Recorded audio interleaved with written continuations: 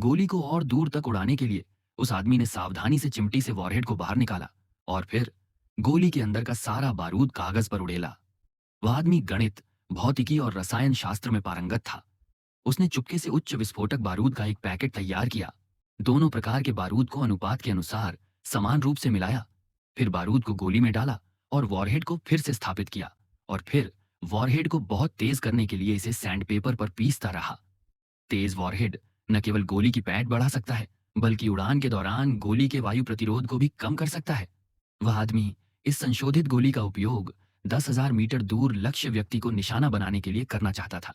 फिर उसने कुशलता से स्नाइपर राइफल को इकट्ठा किया, रेंज फाइंडिंग टेलीस्कोप निकाला और यहां से लक्ष्य तक की सीधी रेखा दूरी को सटीक रूप से मापा, जो 1079 मीटर थी। क्योंकि शूटिंग की दूरी अपेक्षाकृत दूर थी, आदमी ने तुरंत सोचा कि गोली की सीमा गुरुत्वाकर्षण से प्रभावित होगी। इसलिए उसने स्नाइपर राइफल को फिर से समायोजित किया ताकि बैरल और जमीन के बीच का कोण 45 डिग्री हो। यह शूटिंग कोण गोली को सबसे दूर तक उड़ा सकता है। फिर आदमी ने नक्शे पर 2 बिंदुओं के स्थानों को चिन्हित किया और 2 बिंदुओं को जोड़ने वाली एक सहायक रेखा खींची।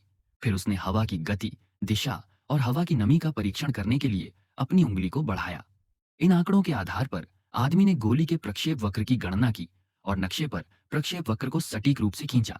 यह सत्यापित करने के लिए कि क्या यह प्रक्षेप वक्र रेखा संभव है, आदमी ने स्नाइपर राइफल की दृष्टि से आसपास की स्थिति का अवलोकन किया।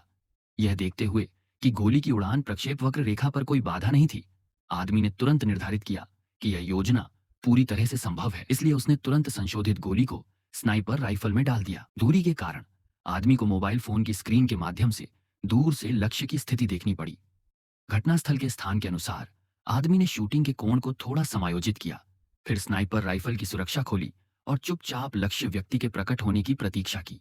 जल्द ही लक्ष्य घटनास्थल पर आ गया। जब दूसरा पक्ष बात कर रहा था, आदमी ने अवसर का फायदा उठाया और निर्णायक रूप से ट्रिगर खींच दिया। गोली आसमान को चीरती हुई तेजी से लक्ष्य की स्थिति की ओर बढ़ी। गोली लक्ष्य की ओर उड़ी और गोली का वास्तविक प्रक्षेप पथ बिल्कुल वैसा ही था जैसा कि आदमी ने पहले से गणना की थी। इस समय आदमी को केवल अपने मोबाइल फोन की स्क्रीन को घूरने और अंतिम परिणाम की प्रतीक्षा करने की आवश्यकता थी। परिणाम आश्चर्यजनक नहीं था, गोली, लेकिन हत्यारे के चेहरे पर कोई भाव नहीं था, जैसे कि सब कुछ उसके नियंत्रण में था।